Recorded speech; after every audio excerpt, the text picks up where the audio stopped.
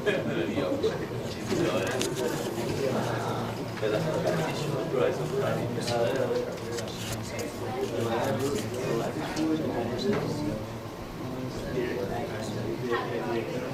من میتونم اینو بس کنم بین شما همینجا با میسی را زیاد میرین پس میشه این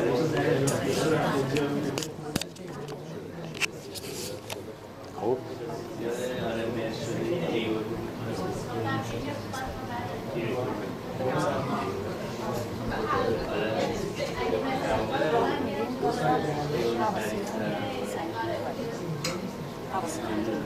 Oh, okay, yeah.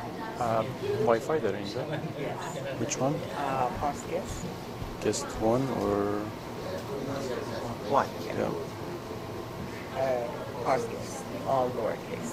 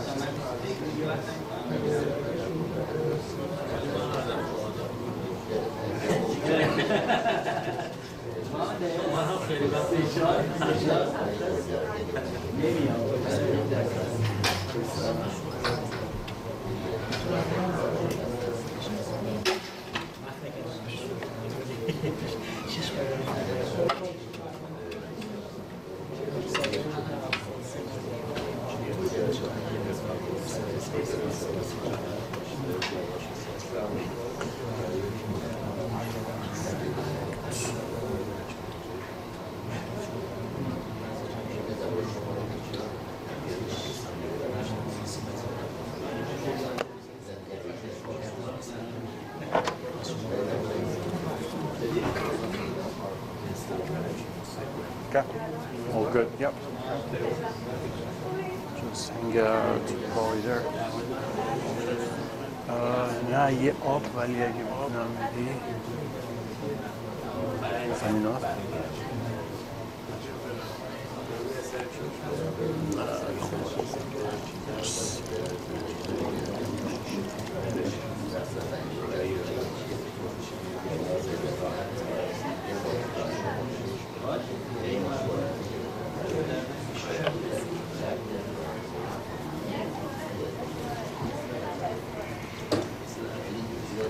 مرسی.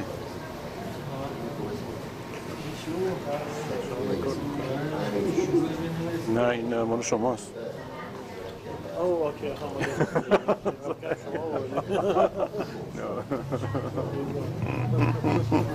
های تک وسایل داریم.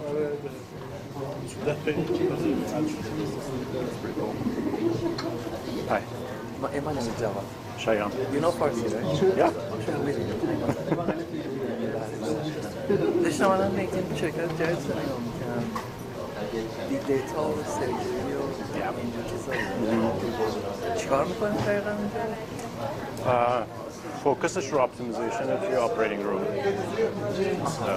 چی اپتیمایز کنیم؟ تروپوت کیسا رو. چی؟ تروپوت کیسا رو. بازم نفهمیدم. باید اون دنیا باشه خیلی تروپ سپسیفیکه برای دنیای خودش. همه سرجریه. شایان. سرجری.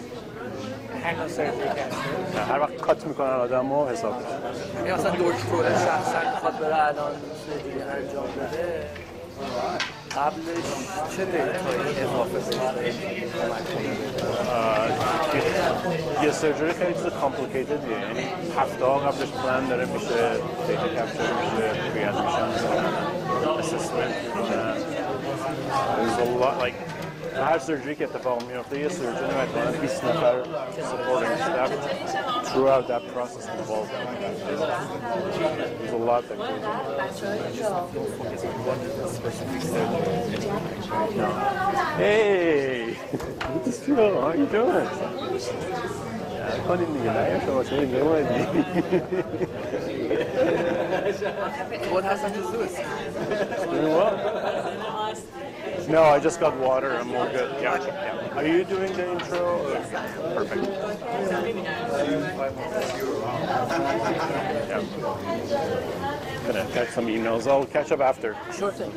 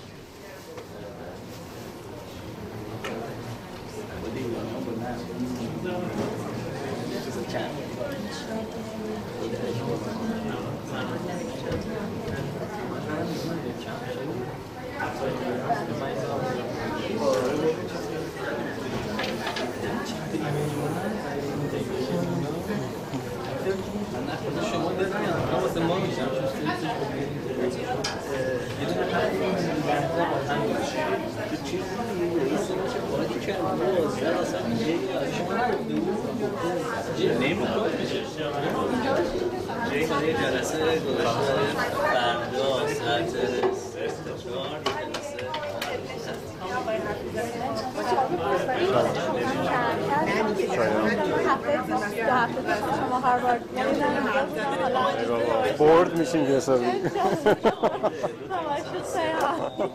برنامه خوبی بوده شهربانی آره هر دو روزش اونجا بودیم.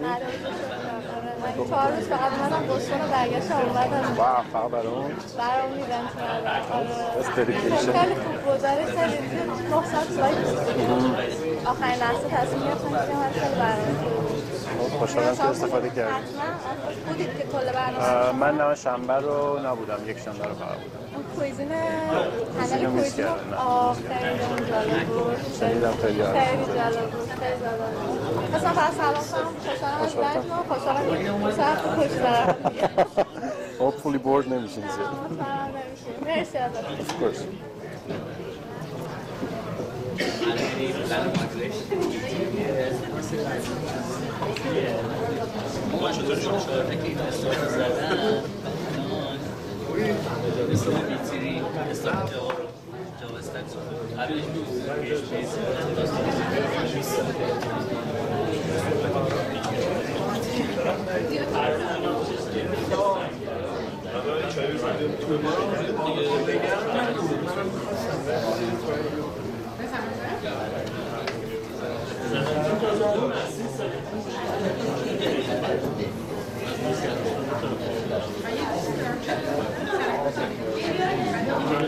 Facebook Live meeting.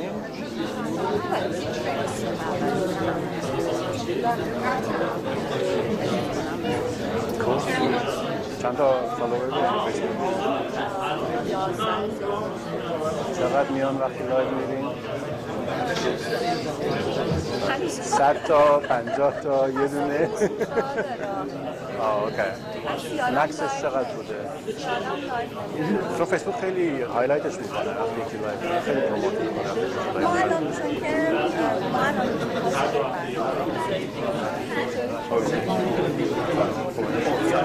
شایان ما الان چون تازه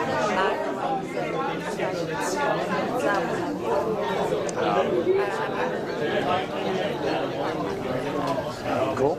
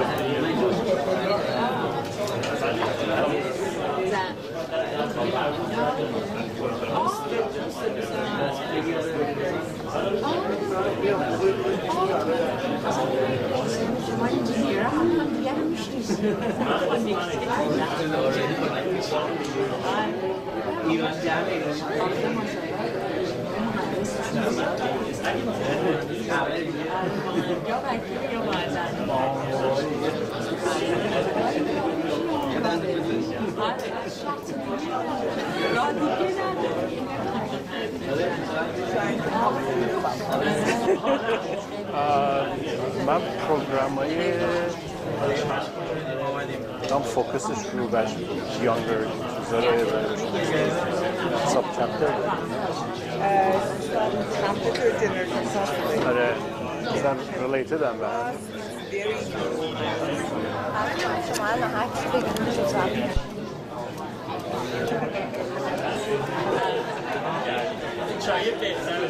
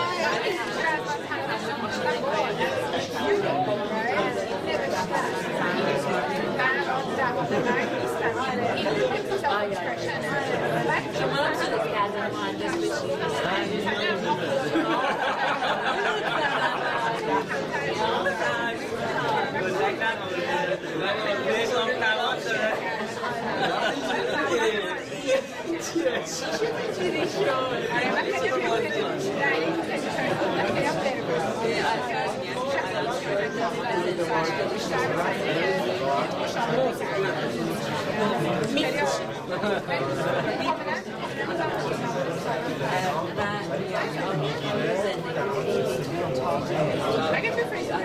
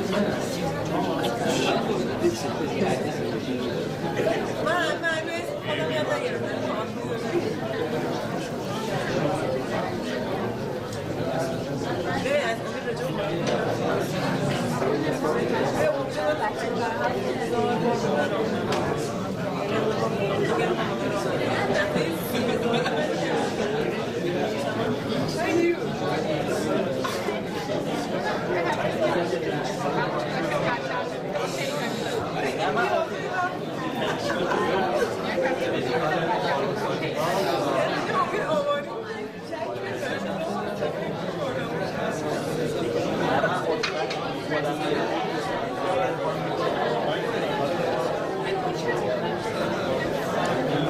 چند لحظه من رفتم چند لحظه من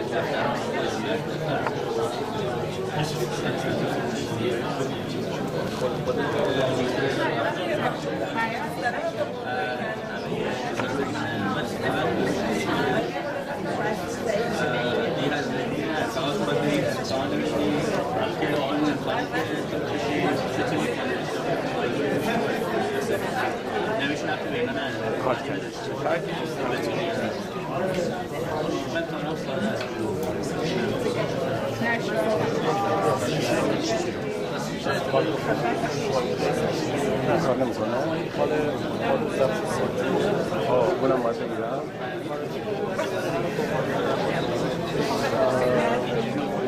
نه اون باید رو سر باید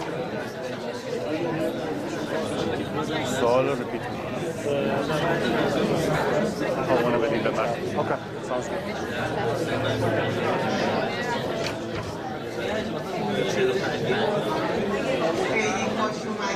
Welcome.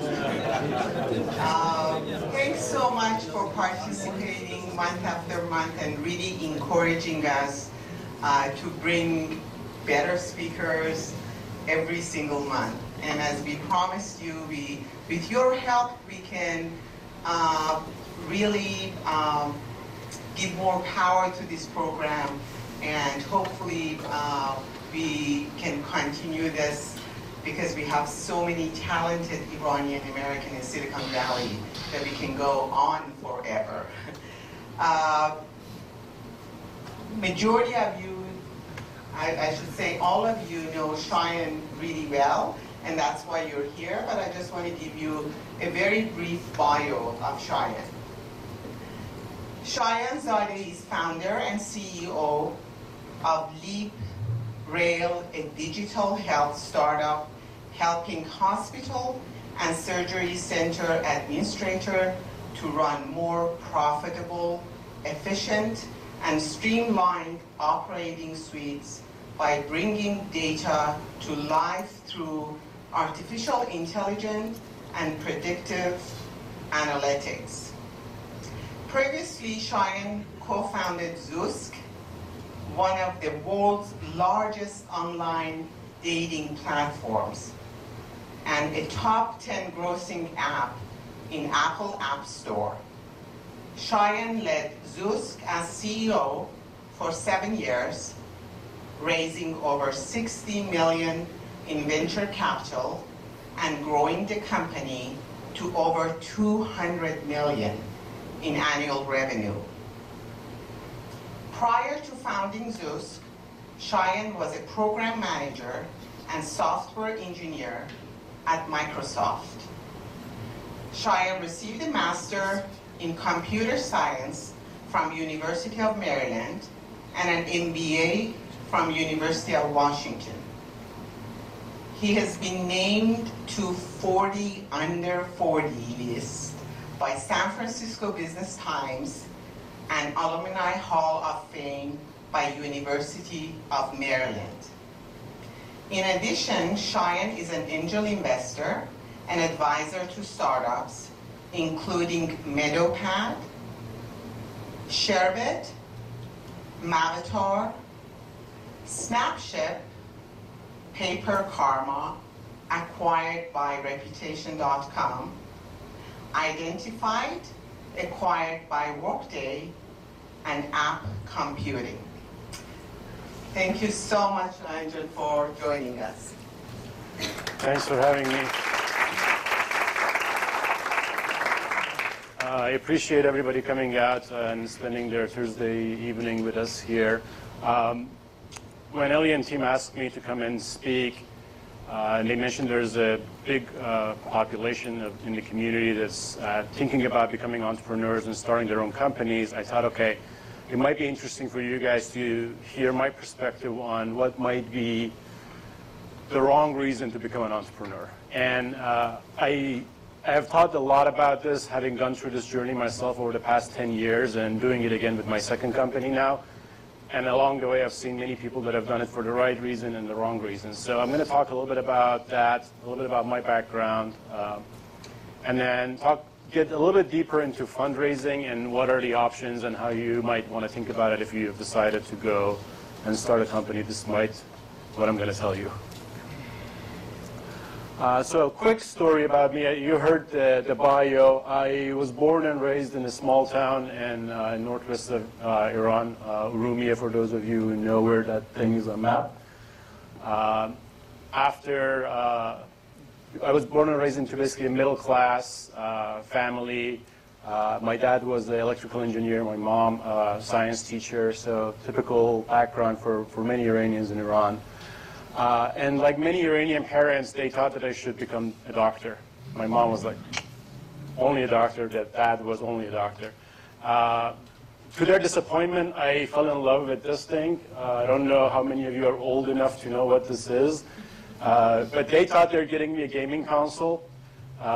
It turned out to have minimum capability for programming, and I just fell in love with coding and writing computer programs, and completely basically set up the trajectory of where my life was going to go from what they had hoped be medical.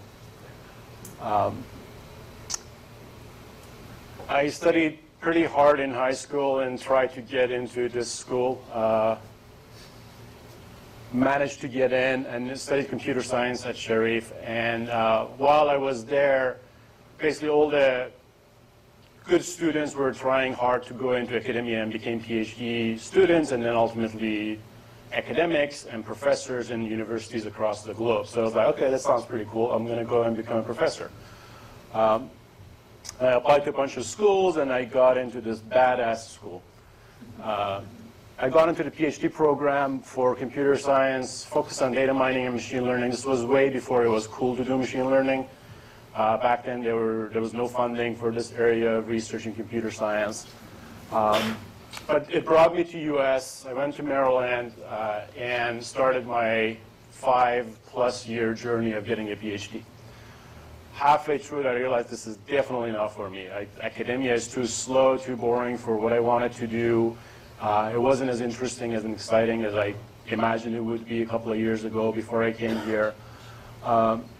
So I was trying to figure out what to do next. And one of the events that I randomly went to, because they were serving free pizza as a grad student, if you've been a graduate student, you know, wherever there's free pizza, grad students show up. One of those events was about entrepreneurship. And I don't really remember what the company was, who the founder was. The only thing I remember was the light in their eyes. When they were talking about their work, it wasn't like they were describing a job. It was like they were describing themselves, if they were just in love with what they were doing. And that was very interesting for me, especially given that I was not in love with being a professor and becoming a PhD in computer science. So that was another fork in my life that shifted where I ended up today, completely from what the path looked like at the time. I couldn't start a company out of grad school. I was on a student visa in the US, and I didn't want to get married to get a green card, so I decided to go work for a company. I went to Seattle and worked at a company called Microsoft for about 5 years. In different capacities, I actually wanted to learn as much as possible, so I moved between teams in different responsibilities, from software engineer to product manager. While there, I realized that big companies don't require much from you. As long as you basically show up and do a couple of hours of work, you're in a pretty good spot. And that's by design, because big companies don't want a lot of randomization and a lot of push and a lot of speed, because it's destabilizing for their business. But for somebody like me that wanted to do something interesting and constantly be producing and thinking about new ideas, it again fell into the same pattern of, okay, this is pretty slow, I can do a lot more. The way I filled out my time was do a lot of extracurricular activity. I got an MBA while at Microsoft. I learned a lot about the tech startup ecosystem. I went to events like this and listened and tried to learn and read as much as I could.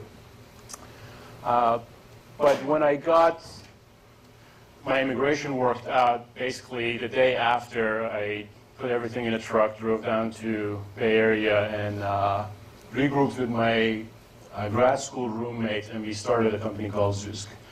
This was about coming up on 10 years now,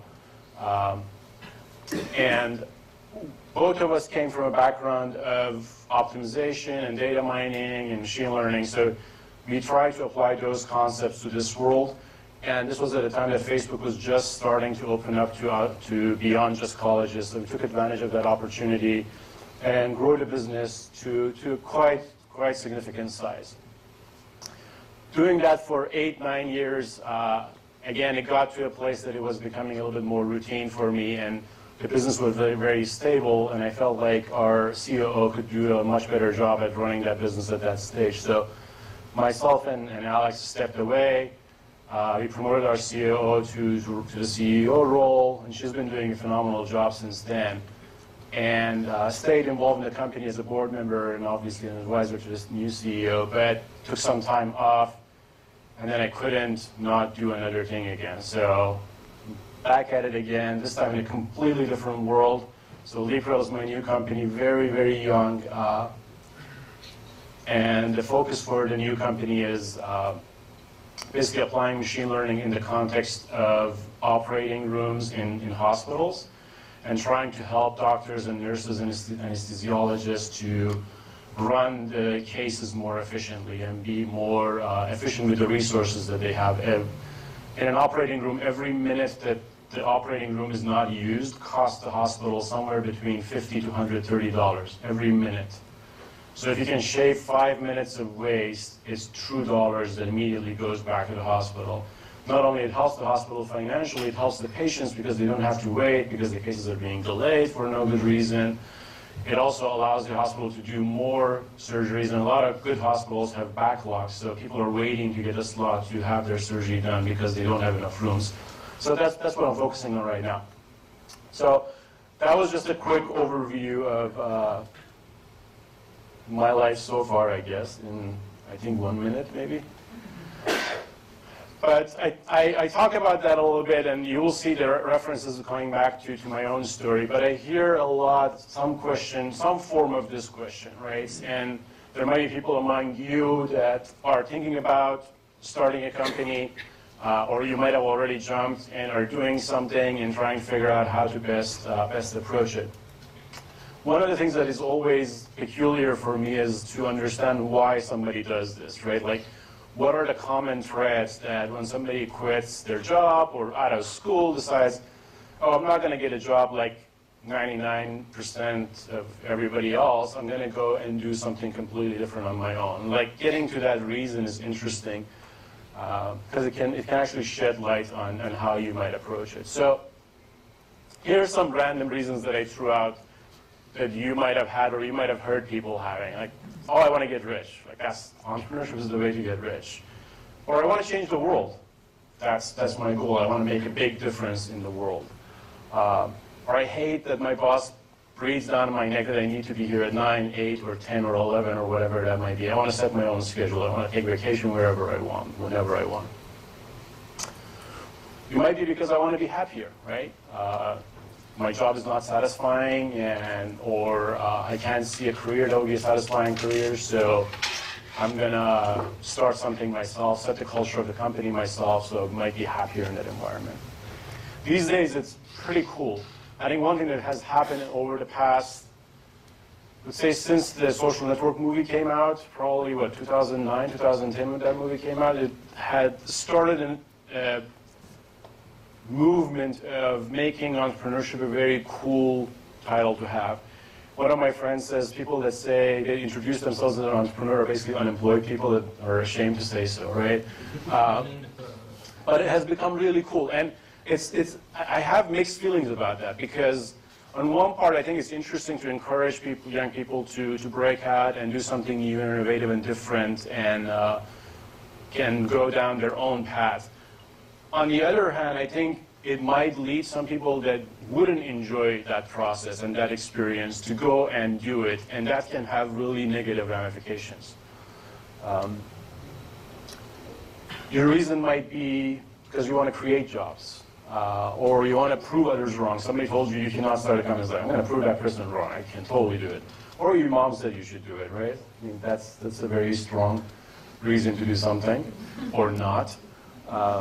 And many, many other reasons.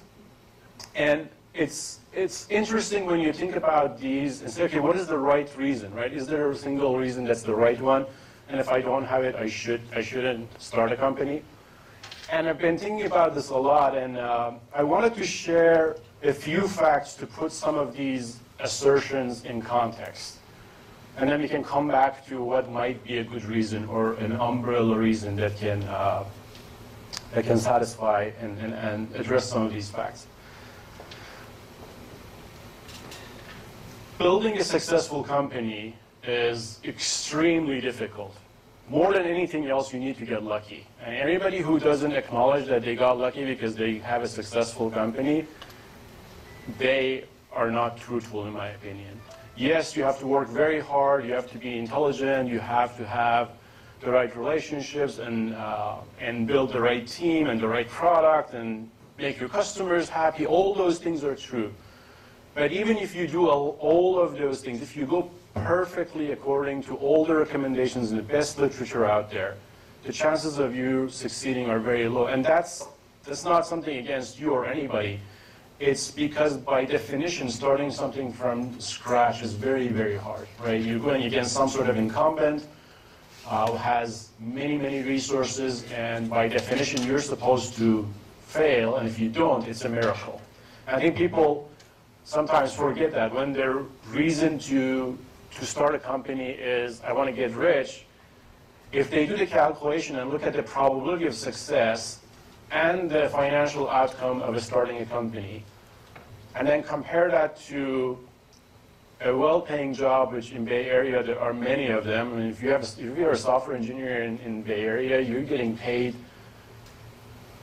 amounts of money that if you could compound that and put it in the context of 5-10 years that you're going to do a startup and apply the probability of success to it, financially it's actually the wrong reason to go do the startup. But people are optimistic, especially entrepreneurs, right? They say, oh, everybody fails, but I'm going to succeed, so I don't need to apply that very low probability. So that's why that you hear that reason, that I'm doing this for financial return. Some people might be saying, I'm going to start a company because I don't like to work too hard, right? I want to set my own schedule. And it is a really hard thing. It's a double-edged sword, because you not only have to work really, really hard, you have to work all the time. There is no job. Once you start a company, it's not a job anymore. It's 24/7, every single day of the year. Many entrepreneurs, for the first couple of years of their companies, they don't have vacations, they don't have weekends, they don't have nights. You basically wake up in the morning sweating, and you have been dreaming about how to make your business work. And that's truly what it's like. It's the glorified version that you see, that you go into a brainstorming meeting and you come up with this brilliant idea and you come out and you're winning and killing the incumbent company. That never happens in reality. It's a lot of incremental improvements and working really hard, nights and weekends, basically a lot of disappointment and heartburn in the process. And I'm not saying all of this to make it unappealing. I'm just trying to give a picture that's more accurate than what you might see in a glorified version of this on TV or on a magazine even. When reporters come in, interview us and say, okay, how was starting a company? They're not looking for the gory stories. They're looking for those one-liners that's going to sell the magazine, right? So they're going to focus and push you towards telling them this story of brilliance, that it happened overnight. And you might have heard this saying, but there is no overnight success. All of the overnight successes have been working very hard and failing for many, many years before it became an overnight success. So the idea that I'm going to not have a set hour is true. The flip side of that is it's all the time. You're working all the time, basically. And it puts a lot of stress on your relationships with your family, if you have children with them, with your significant other, with your friends, because it takes a lot. It takes a lot away from you mentally and emotionally when you're starting a company. Because going back to that image, your job is to pull that giant rock up the hill. And I think that's a very good visual. And the interesting thing about this journey is it's not just one big mountain. It's a number of hills after another. So you get to the top of one of them, and you're like feeling really good because you're like rolling the stone down the hill, and it's like, oh, this is going to be amazing. And then you go after it, and 3 minutes later, another hill shows up. And it's another uphill battle again. And if you're somebody that enjoys that, and it can be very, very gratifying. But if that's not something that you envision, and that's the reason that you're going into entrepreneurship because you're not seeing that side of it, I would really caution against that. All of that, I think this is something that we are starting to talk a little bit more about. All of that emotional tax on you as a founder can lead to really, really dark places. And I think people are becoming more comfortable talking about this. There have been articles and people coming forward and saying, I dealt with depression as I was doing this, or some founders that actually have committed suicide in that process. So this is the extreme of it. But in reality, a lot of people that go through this journey really struggle emotionally with this. And it's not one day or 1 year. It's usually like 5, 6, 7 years of continuous pressure on you. Every morning thinking about, oh, are we going to make the payroll this month? Are we going to be able to close that deal? Are we going to be able to raise that next round of money? And all of that really adds up. And this is one of the reasons that having a good co-founder is really, really valuable, especially if you're doing it for the first time, because nobody else understands what you're going through. It's either somebody, you're a co-founder in a company, or another founder that's in a similar stage with another company that really understands what the pressure you're on. But like if your reason is starting a company to be happy, you need to put that in context. Like, well, there's a flip side to that too, right? It's not just rosy days and successes and being on cover of magazines when you start that journey. So all of this has led me to this. I truly believe this. I think you have to be crazy to start a company. And basically, me myself, having done this twice now, I put myself in that category. And I don't say it in a negative way, but it's one of those things that I think the only reason to do a startup is if you cannot not do it. Because however else I think about it, it's not a positive ROI. It's not a positive ROI financially if you think about the chances of success. It's not a positive ROI in terms of emotional stability and happiness in life, unless that's the only thing that's going to make you happy, right? And finding this out is hard. It's not easy. Because it might feel like, oh, I hate my job, so I must be one of these people that I should go start a company. But it might be that that line of work, or that company is not the right place. But I think I've come to the conclusion that this might be the right question to ask when you're thinking about journeying out and starting a company, is whether or not there is something else out there that would make you happy and successful that you might gravitate more toward. And if the answer to that is no, and I know for myself that that's absolutely, there's nothing else that satisfies me professionally and personally as much as going through this really hard process of being slapped around for 10 years. And that's the form of crazy, like masochism is basically the definition. If that's not the reason, I would think a second time and much harder about whether or not you want to jump in there. Now, I say all of this, I really don't want to be a downer on the process or on the opportunities, but if somebody had told me this 10 years ago, I probably would have said, I'm going to do it anyways. I don't care. This is what I want to do. And most entrepreneurs The ones that are crazy enough, their answer is going to be this. Their answer is going to, I don't care. I don't care if I'm going to be depressed. I don't care if it's going to be hard. I don't care if I'm going to fail 1,000 times. I'm going to get up and do it again and again. If that's your answer, yes, you're making it for the right reason. But if hearing about these stories and these hardships gives you pause and makes that job a little bit more appealing that you're trying to get away from, then think a little bit more about jumping the ship.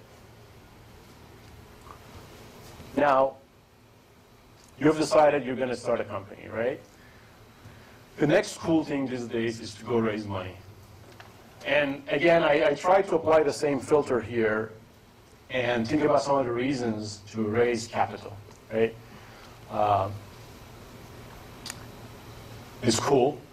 You want to be on TechCrunch or something like that. Like, people think more highly of you that you raised a couple of $1 million. You might say, well, I can't start this company until I have the money because customers don't take me seriously, because I can't hire any employees. Nobody is going to leave their day job and come work for a startup that doesn't have funding. All of those are true. I don't have money to do marketing. I can't buy ads on Google or whoever. I can't have these fancy office with ping pong table and that kombucha machine or whatever is the new thing to do these days. These could be all reasons for founders that say, oh, I'm going to go and raise money, right? Again, you can go through a similar process and say, well, a lot of these are bogus reasons, right? But even before then, I think it's important to think about sources of capital, because the minute I said, should I raise money, I guarantee 99% of you guys thought he's talking about venture capital and he's talking about angel investors, right? And that's these two up here. We only think of these two as sources of capital. And it's because those guys market themselves as sources of capital to every entrepreneur in the world, because it's their job.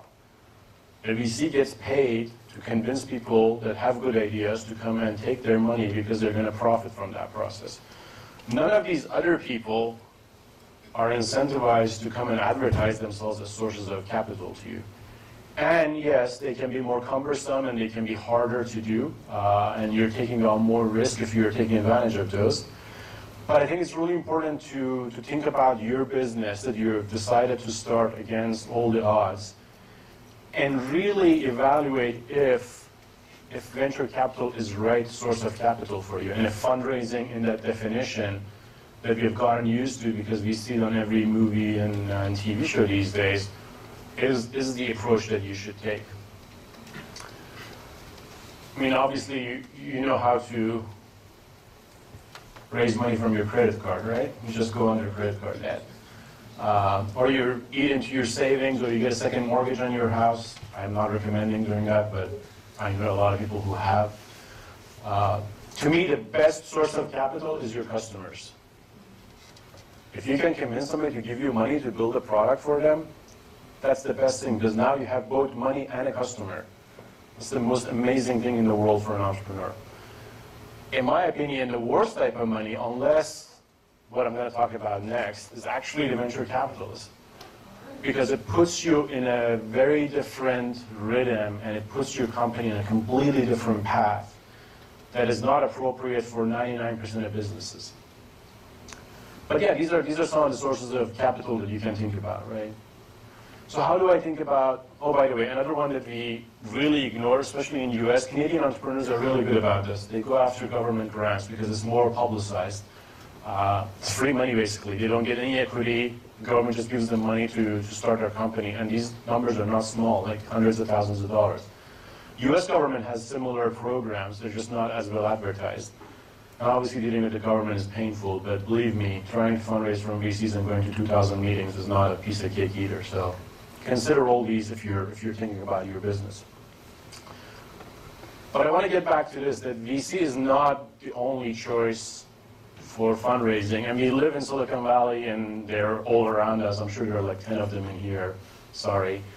But it's not the only source of business. And for most businesses, it's actually the wrong type of capital. What do I mean by that? So if VC makes money when your business does something like this and they invest like here, that's perfect for them, right? It's a business that's going to hit a hockey stick. What do they mean by that? Is like it's going to have rapid growth for a long period of time, and it's going to take either create a massive market or take market share away from somebody else. And this is basically what they bet on. But at the end of the day, VCs gamble, and their business model is set up so that they go and invest in 100 companies, 99 of them go nowhere. One pays for everything. They just don't know which one. So the way they operate is portfolio strategy. You're going to go invest in 30 companies. We have a $200 million, $500 million fund.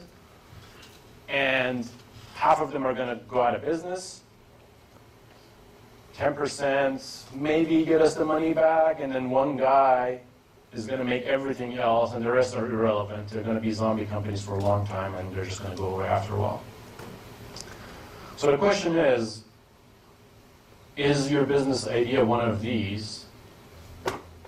And that's really the most important question that you need to answer when you're deciding what type of source of capital is relevant for what you're trying to do. And if it's not one of these, the VC would be a terrible, terrible answer. Even if they gave you the money, it will be a really bad idea, because if your business is one of those that's going to be like more of this type of line, it can be a very good, successful business if you didn't raise VC money. But if you raise VC money, that's absolute disaster for them. So they're going to constantly push you to turn into that hockey stick. And many businesses die when somebody is forcing them to change the fundamentals of their business, because it's very, very challenging. Each business has basically a cost structure and the market dynamic that they operate in. And changing that is not an easy thing that you bring a consultant is going to help you to turn into a hockey stick. It needs to have that naturally. But you might say, I don't care. Just somebody give the money. Why does it matter? I just get the money and do whatever I want, right? Like, why do you say don't take VC money if I don't have a hockey stick? Well, the challenge with that, and angel investors are in this category. When I say angel investors, I'm talking about professional angel investors. The people who, it's not your uncle who's a dentist who has some extra money and gives you and gets some shares. I'm not talking about that person. That's friends and family category. I'm talking about somebody who's structurally doing deals and then pushing you and helping you to get the next round from a VC. Those are basically, like, you can think of them as lead gen for VCs, or a step before what a venture capitalist does. But you might say, okay, what's wrong with raising money from a VC? So you get onto one of these, and it's very good if your business is what I showed you. It's one of those hockey sticks that you get on one of these. But what do I mean by this? Basically, the minute you raise your first round from a venture capitalist, you get onto this hamster wheel, and your job as the founder is to use the capital you raised and 12 months to get to the next milestone so that you can raise the next round. And that's not going to stop. It's very, very hard to stop that cycle unless you get to basically an exit, right? You sell the company, or you do an IPO, or something of that nature. Because the venture capitalist only is interested in that 1 in 1,000 opportunity, right? Everything else is not interesting. So they're going to push the company towards trying to hit that goal. And the only way you hit that goal is you constantly increasing the value of the company. And you have 12 months. Basically, they give you $1 million. If they don't tell you up front, here is the deal. They get a portion of your company, somewhere between 20 to 50%, depending on how good you negotiate it. And they set a clock on, and you have 12 months to grow the business to a scale that you can raise the next round at a better valuation. Usually in the early stages, 10x, then later on 3 to 5x of what it was. So if you raise $2 million at 8, you have 12 months to raise the next round at 20 million plus. And if you don't, it's going to be disappointment for the VC. Nobody else is going to participate. Most likely your burn rate is such that you need the new capital. And you see what's happening right now in the valley, that companies left and right are shutting down because they got into this wheel and they couldn't deliver on the growth. And I can say, well, I'll get off the wheel, right? Like, I won't raise the next round. It's doable, but very painful and unlikely. Most of the time when that happens, the company has gone through a terrible downturn. It has been what they call recapitalized, so the investors are like, this is not interesting anymore, we want to get out. They wipe the cap table, and the founders give up a lot of their equity, and they maybe try to regain control and do the other way around, like do it with customers and paying customers, financing their business. But again, if you have one of these businesses, venture capitalists are godsend because they can help you grow fast and they can help you scale the company and go from a $0 company to $1 billion company in a matter of a couple of years, which any other business would tell you that's just unrealistic, crazy. But if your fundamentals are such that you can satisfy this type of growth, then absolutely go and raise VCs and they'll be more than happy to give you money. So again, raising capital from venture capitals, I would think of it as my only intuitive rule is if your potential is huge, the market that you're going into is huge, and be genuine about this. Don't say, oh, I'm going to sell a car brake and the market for transportation is $35 trillion. Right? That's not realistic. Really what you're doing and the potential for that market, and then the fact that you have rapid growth potential. Now, some businesses might have a huge market, but there's no way that they can grow rapidly. And then, again, it gets into that problem of you're not going to satisfy the grow and raise every 12 to 18 months. My new company is in that category. I'm going after a big opportunity, but it won't grow very rapidly because healthcare, by definition, is a very slow space.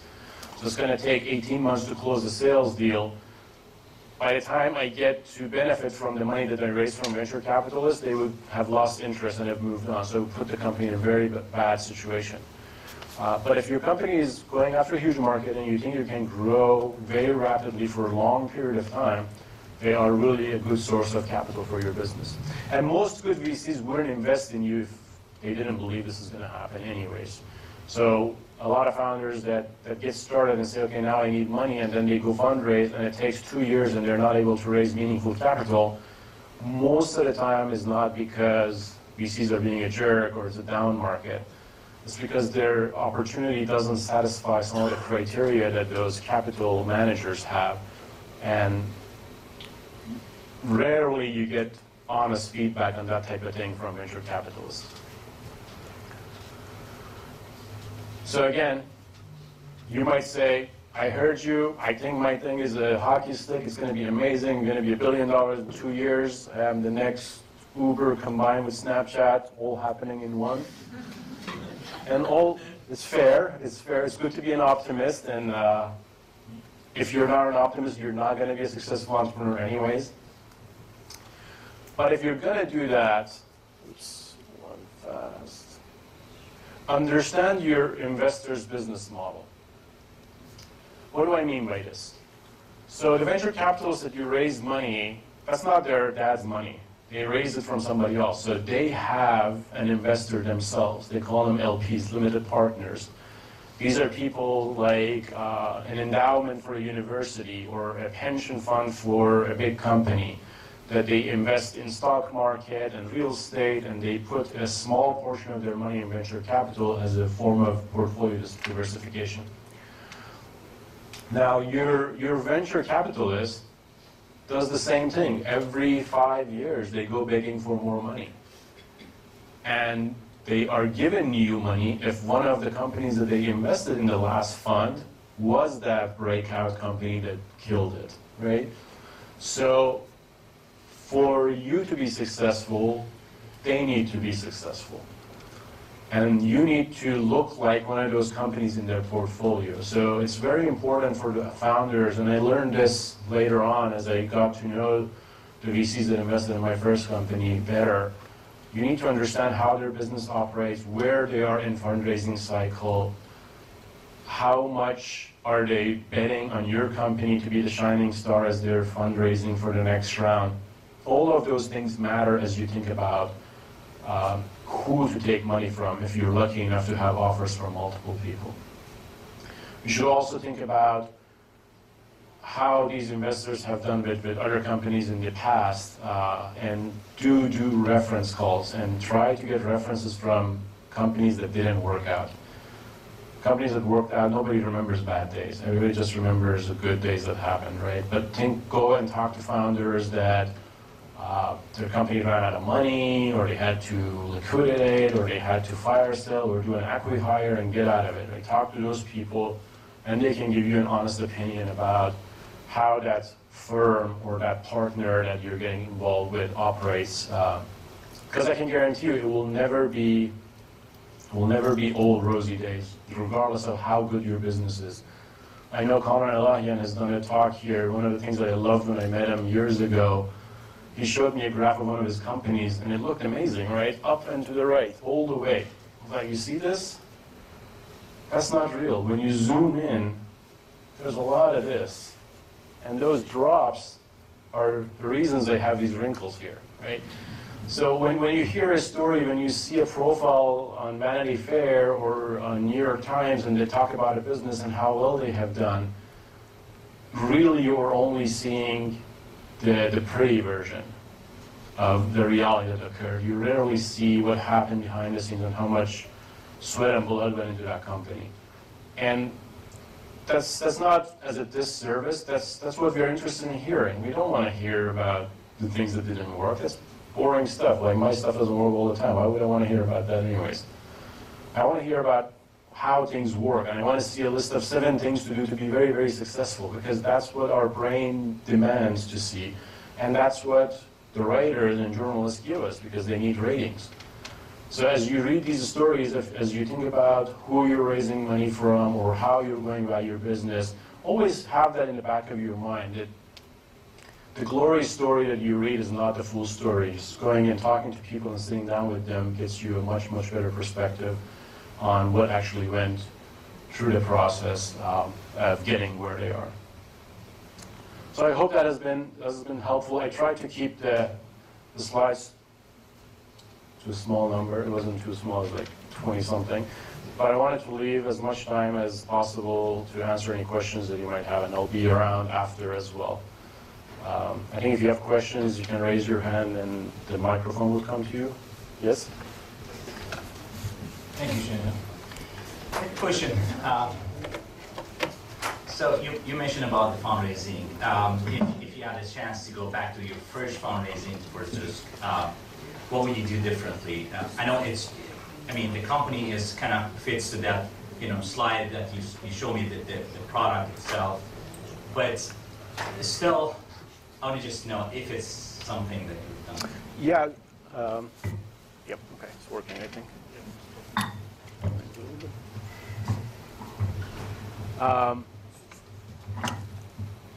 So when we started Zoosk,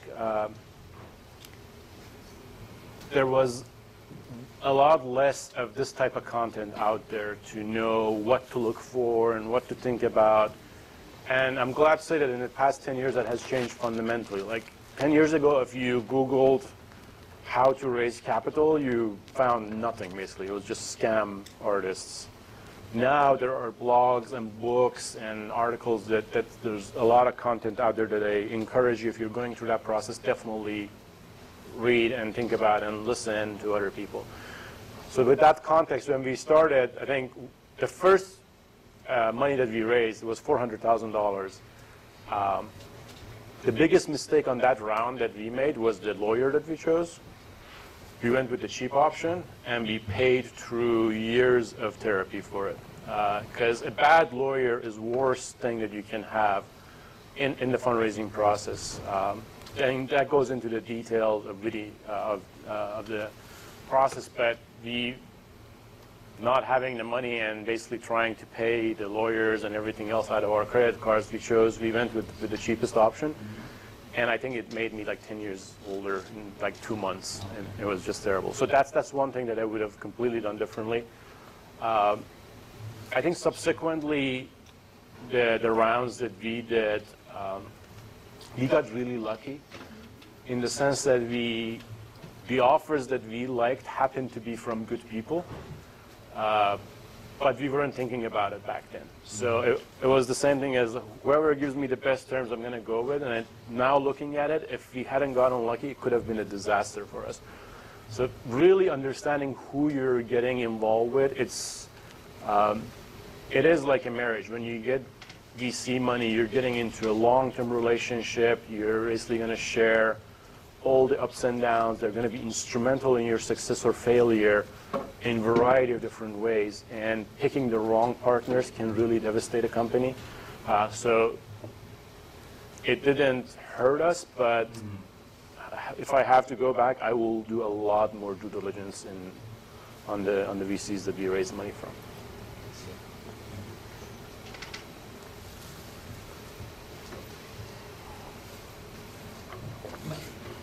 You said that there are other sources of money other than angel investors and VCs, but when we raise money from angels, we get other things like advice and like the connections that they have.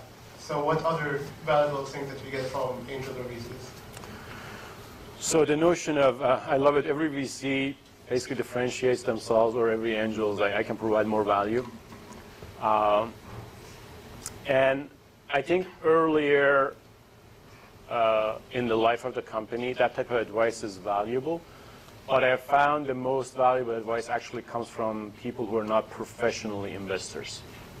So having a founder that does a little bit of investing here and there, somebody who has run a business, who has gone through the process, is a lot more valuable than somebody who has only seen it from status update emails of their other companies, right? So it's one thing to have to fire your first employee. It's another thing to hear how it went when somebody fired their first employee. And if you don't have the first hand, the second hand is better than nothing, for sure. But I think the idea that your company is going to be a lot more successful because of that half an hour advice that every month I get from that person that gave me the money, it's suspect to me. Introductions are valuable, that's for sure. And angel investors or venture capitalists that have good roller desks and are willing to actually put you in touch with the right people, that can go a long way. Like one of our angel investors was Saeed and Pejman out of Amizad Fund invested in our first round, and they didn't even pretend that they're going to give us strategic advice or product advice. They're like, we can connect you to everybody, and that's very valuable, and they did. In the Series A that we raised was directly a result of their introductions. Independent board members that we recruited was a result of their introductions, so that can be very valuable. I don't think you have to raise money to get that value, though. I think people in the Valley are generally coming from the context that they want to give back, whether it's investors or other entrepreneurs. And if you ask them, they will help you. They will make those introductions. So I wouldn't raise the money because I want to get the side benefits.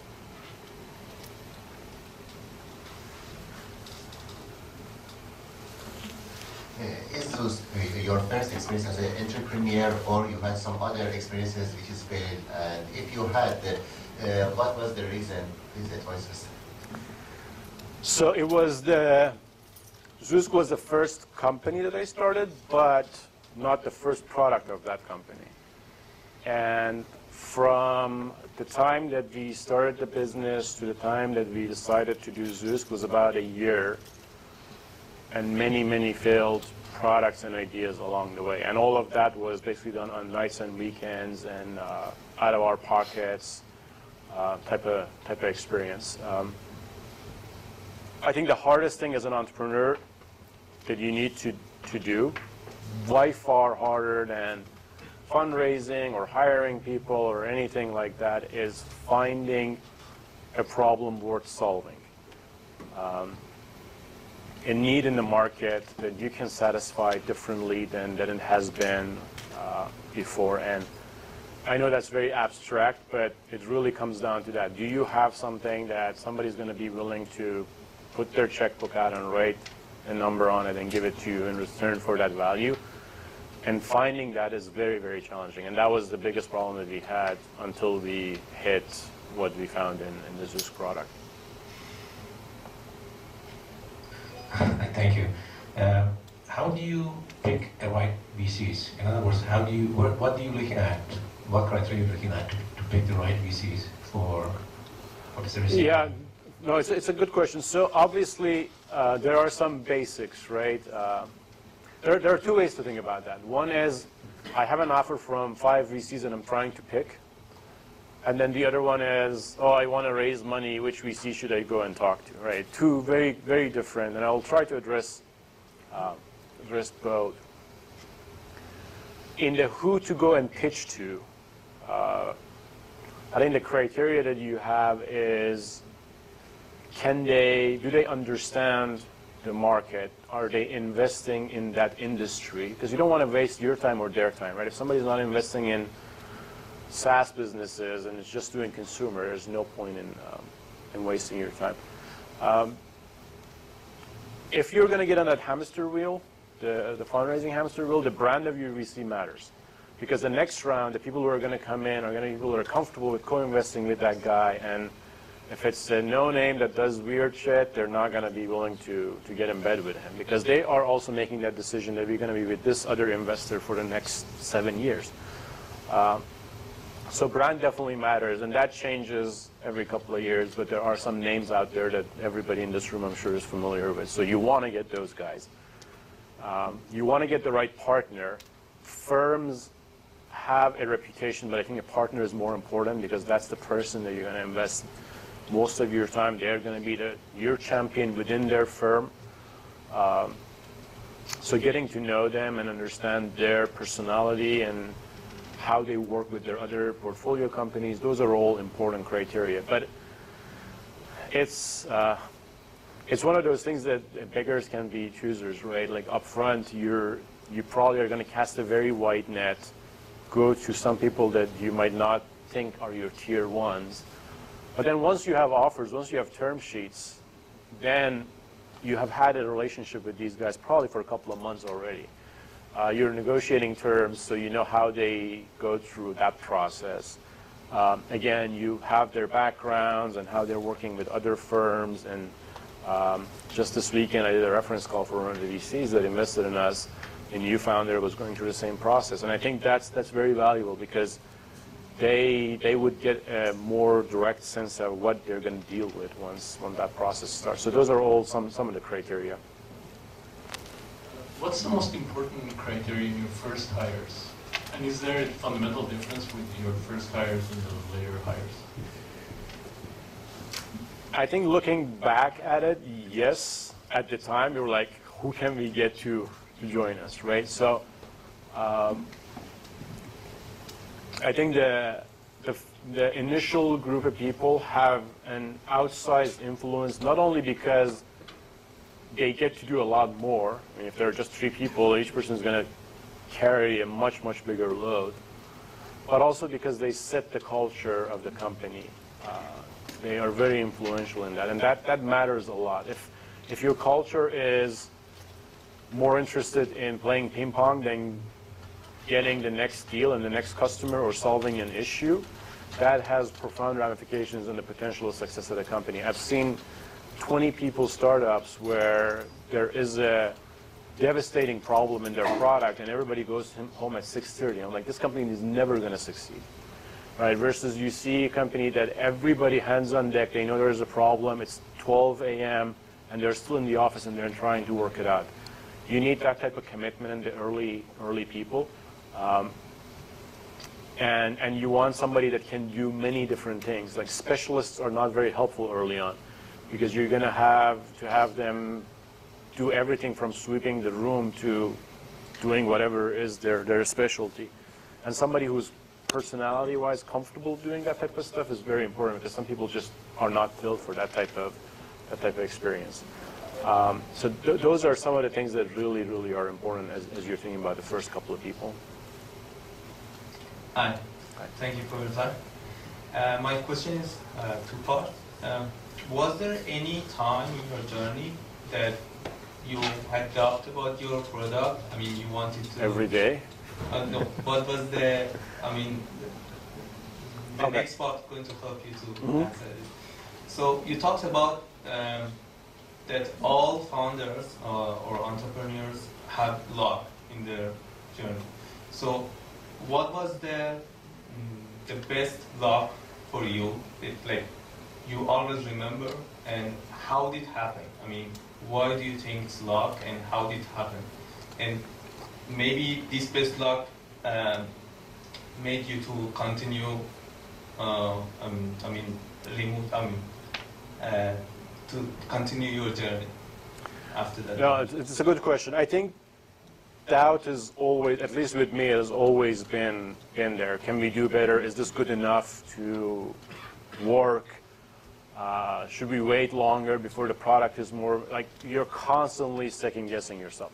So one of the key things about a founder, especially as you have a team, is that unfortunately you can't share all that doubt all the time with them. I'm not saying be like poker face and don't show anything, but because people worry when they see their leader worried, and if everybody is worried, nothing gets done in the company. So you need to be able to put a box around it. Don't shut down the feeling. You need to acknowledge it, and maybe something good comes out of it as you think about that process. But doubt is always going to be there, even when you have a couple hundred employees, because you're going up that mountain, and every peak is higher than the previous one by an order of magnitude. So it gets harder, and it becomes different. You can't apply the same things that you did a year ago again. That's not going to get you there. In terms of luck, I mean, there were a number of things that, like Facebook platform launching, when we were launching our product, we didn't know it's going to happen. We weren't prepared for it. We just didn't sleep for a couple of weeks and launched the first product on Facebook at the time. It wasn't even the first. I think it was like third or fourth. Like somebody slept less than we did and got it out faster. So things like that, or strategic decisions that you make that it makes sense to you, but there is a lot of common sense out there in the market that you're doing the wrong thing, and having the conviction, and then that conviction working out, you get lucky in the sense that what you guessed was the right thing that happened, right? It's the same way that a trader makes a trade, buys gold. It's not randomly that they're doing it. I'm not talking about luck in the sense of randomly I'm sitting at home and a wad of money falls on my head. But you do your research, but you're still making a leap. You're still guessing that this is going to happen, and it may or may not happen. And the fact that it happened doesn't mean you're really a genius. It means that you did your work and you got lucky. Yes. So can I ask a more specific question? Sure. So I'm doing an educational app for children. I really thought that like business for business would be better for me, better option rather than I want to connect to the children and parents. So I just thought that what if I found the other business or organizations they have the same vision, or they have the same thoughts, they want to educate children, so we somehow become partners, and they going to invest on these products, or they gonna buy the license, for example, like Persian license, English license. And in this situation, I was thinking that I can change the company to non-profit. I get grants from government to really make it bigger, or I can go to incubators, or should I go to VC, because it's the middle of the work. So I already have the product. I already thought that, okay, I talked to the other businesses and I have my customers. What do you think would be the best idea for something like that? I mean, it's very hard for me to think about that like 10 seconds and give you an intelligent answer. But what I can tell you is, one, the fact that you're questioning it and rethinking it and might be changing directions is completely natural. Honestly, if it's not happening, then you're probably not thinking hard enough about it. If everything is working as you had planned, something is wrong. So being flexible in that sense, rethinking your strategy, talking to people, getting feedback. Those are all the right things. I think you can't make those decisions in a vacuum, so you probably need to pursue a couple of them at the same time and get early feedback and see where you gain more traction, whether it's with some sort of partnership or doing your own thing. Like, I don't have a silver bullet answer for you that's going to decide what to do, but that's the journey that you're going on. It's for you to figure out which one is going to work. And you might go down one path for a couple of months or years, and it doesn't work, and then you tweak it and it starts working. So don't get frustrated or discouraged when there's a lot of ambiguity in the process.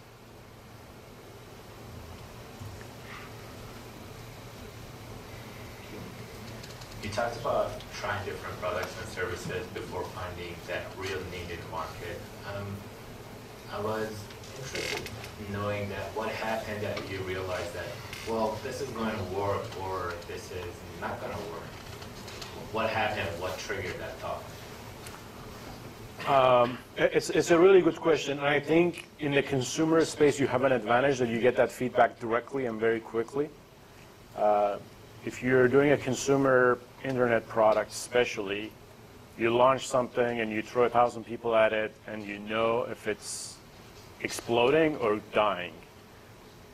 You might not be honest with yourself, but if you're honest, you probably know within weeks how that's doing. Sometimes within hours. It's a lot harder if you're doing an enterprise product that you have sales cycles of a couple of months and you need to go to talk to pilot customers, and that becomes much harder. And specifically for our case in the consumer world, when we did Zoosk, when we launched something that had a dating connotation on the Facebook platform, we went from getting 4 users a day to 100,000 users a day. And that was an obvious answer immediately, right? So it was easy in that sense. And I think most consumer internet businesses are that way. You get really clear feedback very quickly. Maybe not as stark as that, but you get feedback very quickly. Other businesses are not as lucky, so it takes much longer.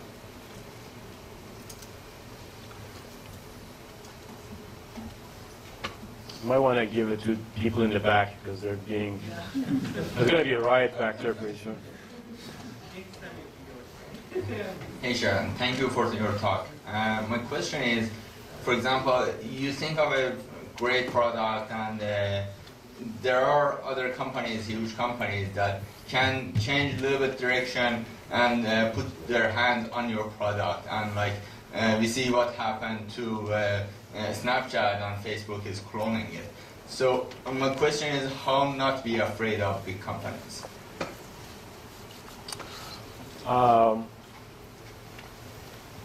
It's a really good question. I think if it's one of those ideas that can be a hockey stick type of situation, you can use the speed to your advantage, right? I mean, you brought up a good example of Snapchat and Facebook, and we will see how that's going to work out in the long run. But Snapchat already is a multi-billion-dollar company, so they have achieved significant success and they have set the direction of consumer mobile apps. Everybody basically is copying them, right? So I think when you get to that stage, fear has a different meaning. But early on, if you have an interesting concept or idea that is not defendable in the sense that anybody can go and copy it, the only advantages you have is speed or distribution. But distribution, small companies don't have. So Facebook always beats you on that.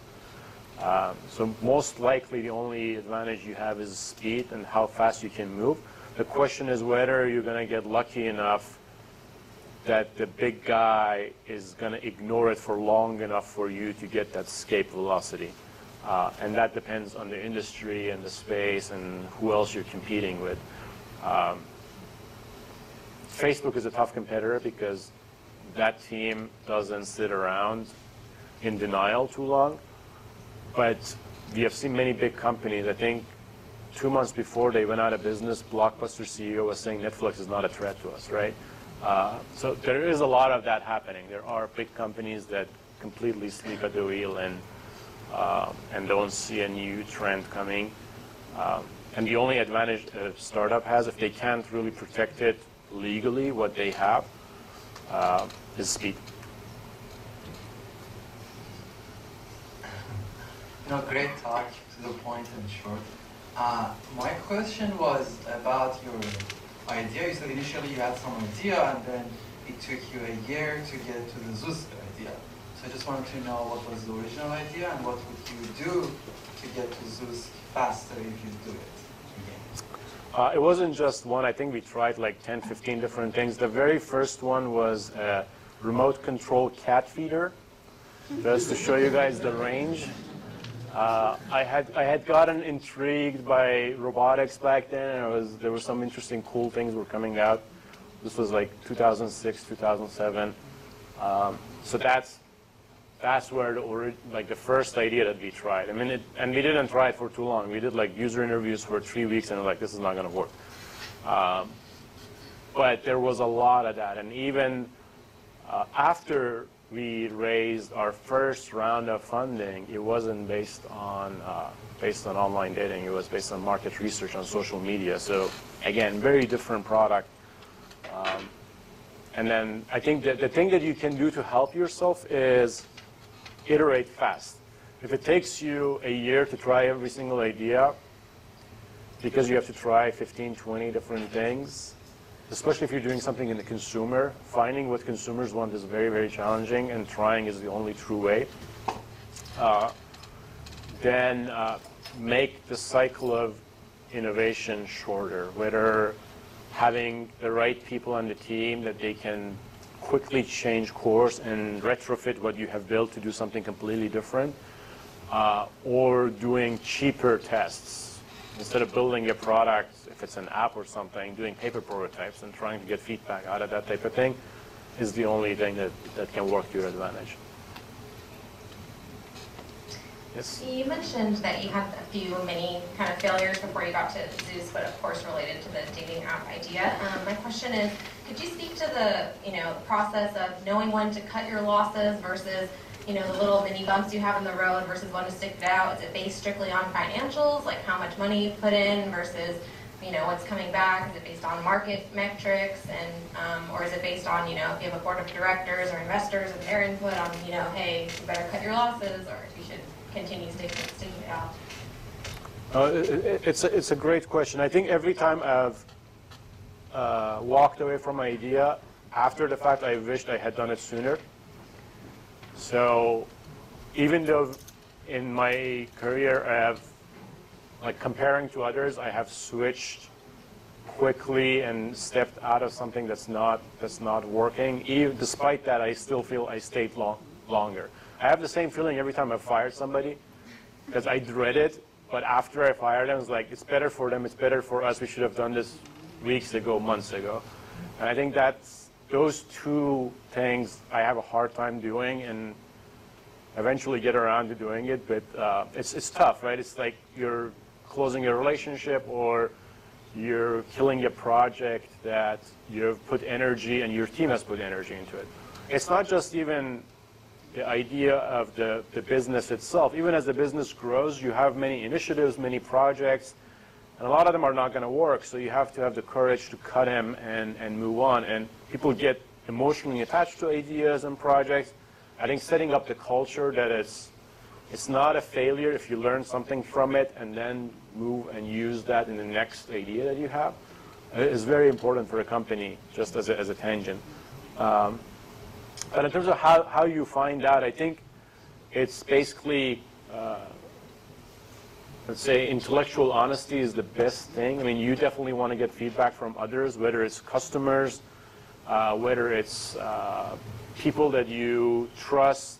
Their judgment doesn't necessarily have to be an investor or a board of director. Other smart people that you trust, their opinion, and try to listen to them. I'm not saying you're going to get the answer from them. I think that would be a mistake. But listen to others and try to put your emotion away, because nobody wants to hear their baby is ugly, right?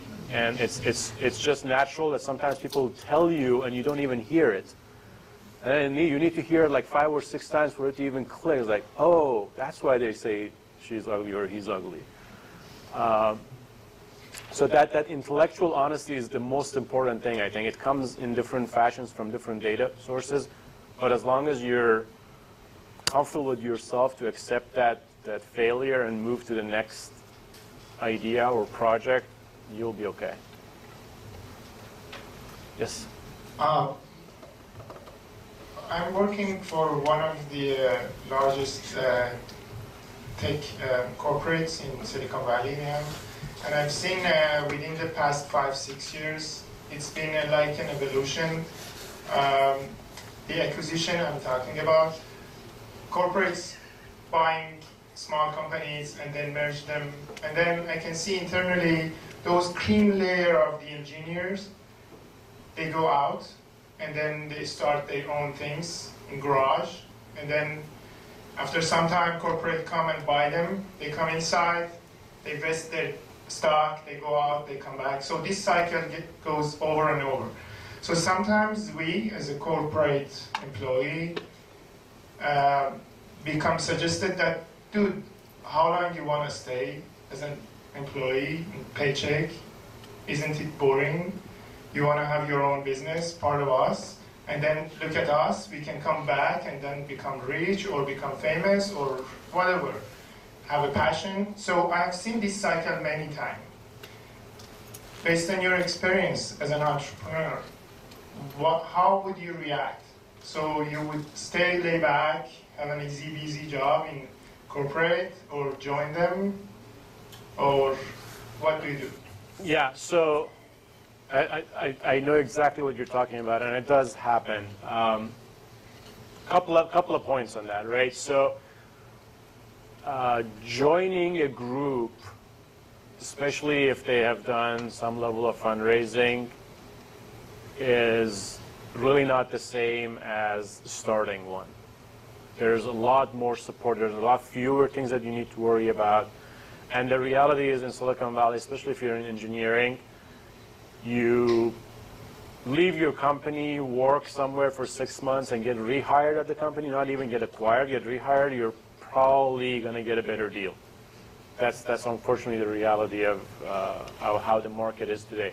I don't think it will continue to be like that forever, but it happens. And I know people that leave Microsoft, go to a startup, 6 months later they get hired back and they have a better position that they couldn't internally go there.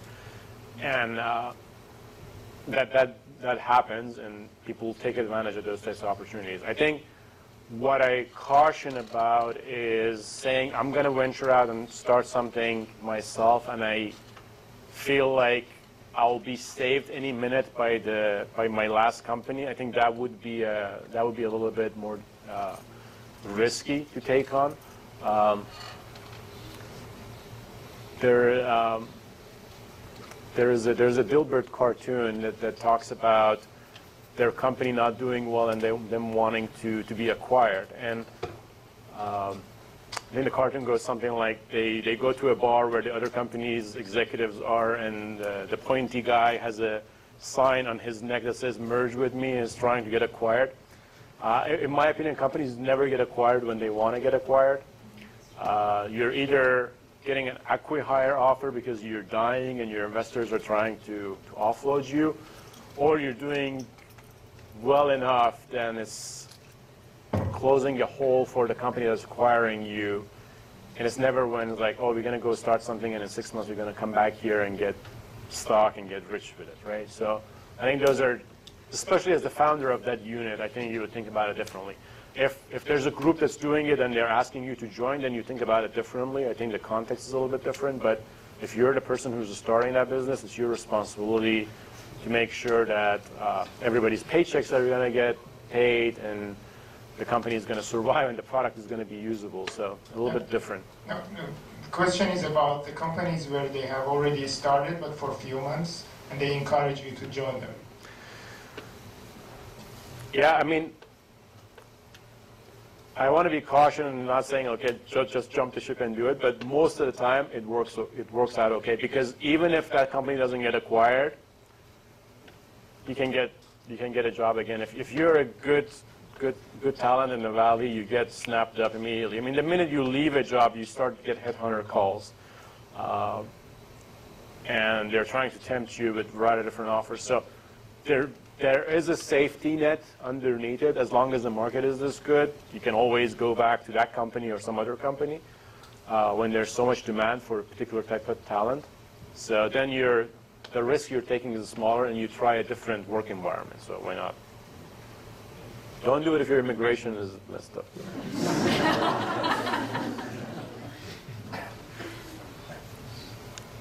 Where's the microphone? Oh, go for it. Hi.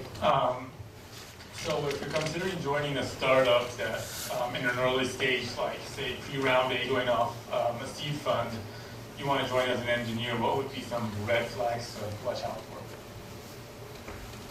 Red flags? Well, everyone says their company is great when you're interviewing with them. How do you know if everything's not going great? So I think the founders are really important. Hopefully you get to spend time with them, and I think one of the key things is if they can convince you, they can probably convince investors and customers and other employees. So you want to make sure that they are the type that can really sell their passion, whatever it is, to different constituents. I think early on, if they have some sort of investor or early stage angel, talking to them would be interesting to understand why they invested in the company, what they saw. They might give you a different perspective.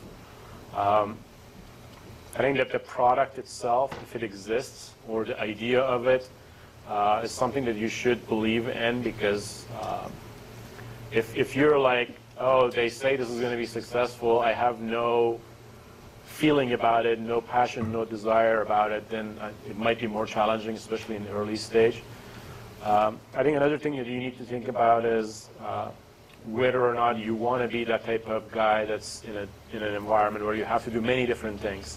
Are you comfortable with that setup? Are you okay with a lot of ambiguity?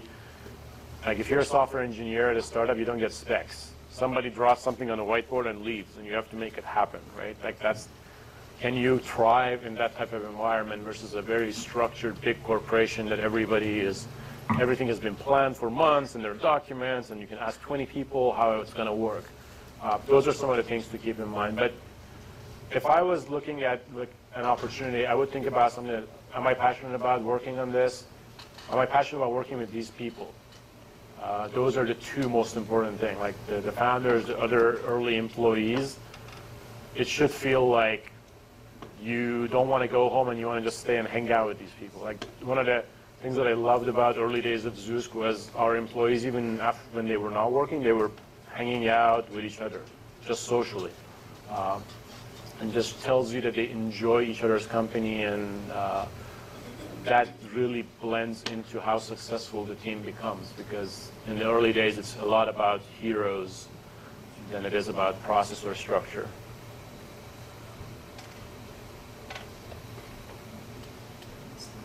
Hello, I have a question about your management style, about time management and productivity. How to accomplish more with doing less?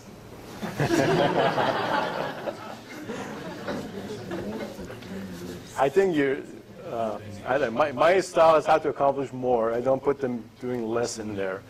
But no, it's a fair question. I think being smart with how you spend your time is very smart. And I think that the first step in that process is understanding where you actually spend your time now.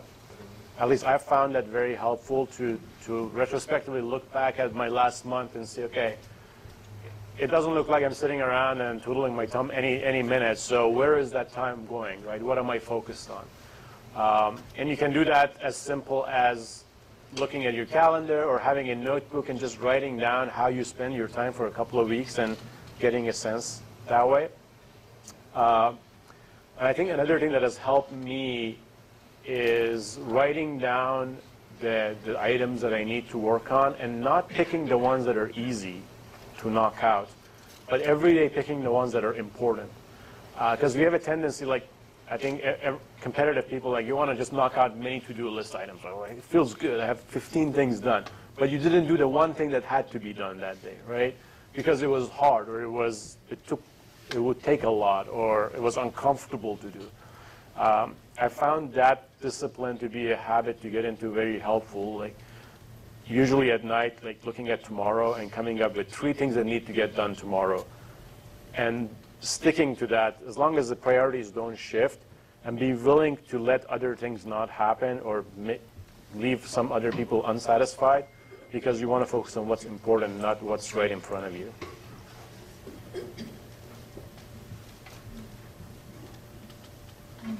Thanks for your talk. And my question is, what do you think about a business that the target market is in Iran?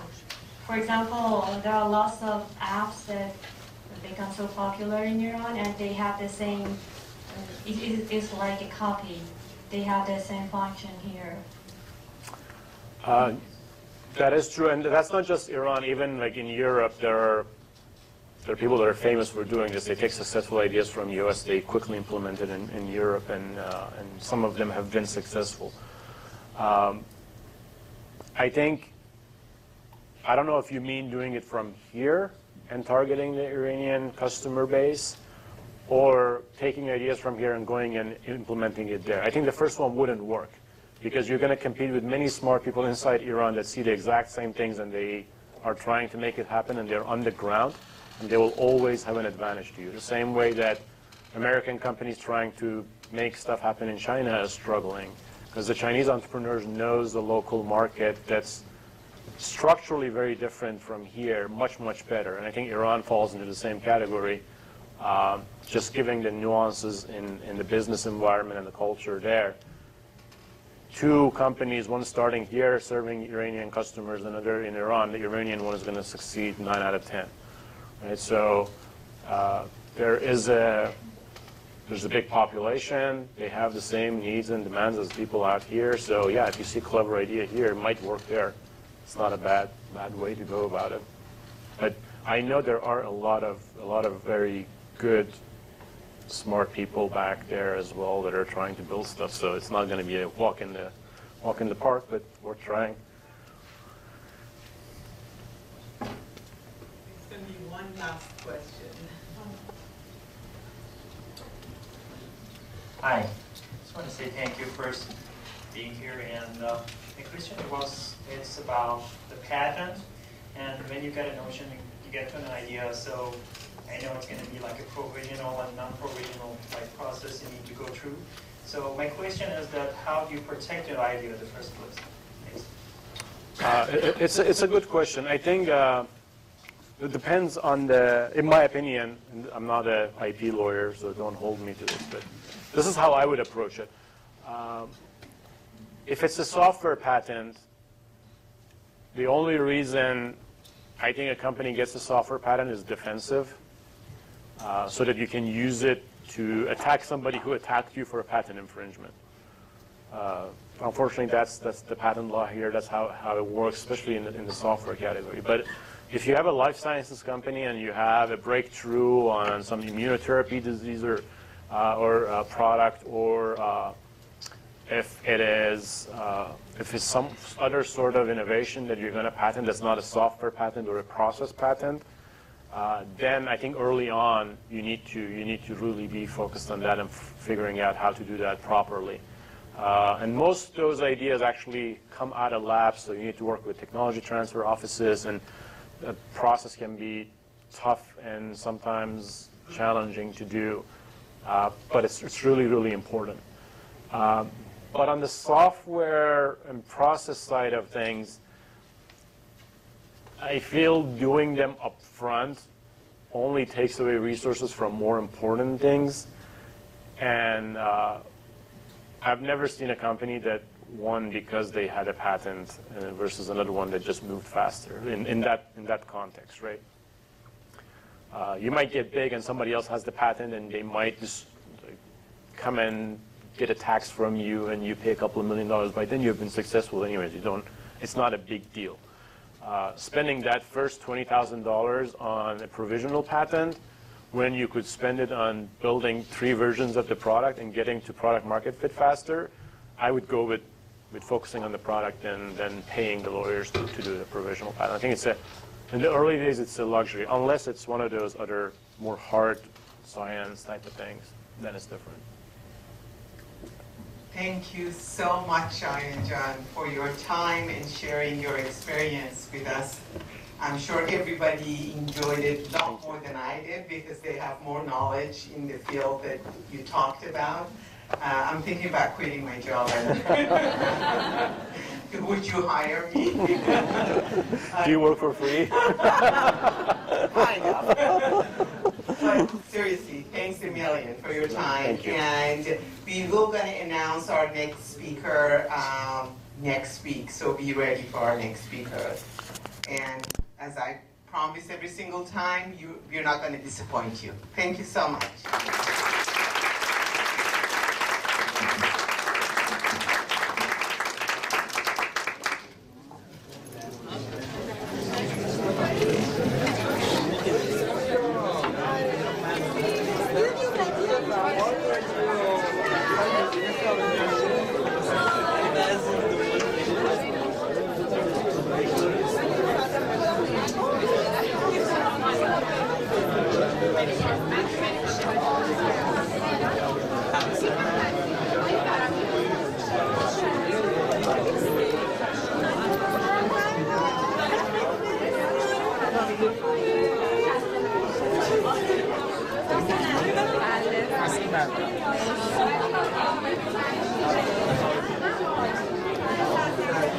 Gracias.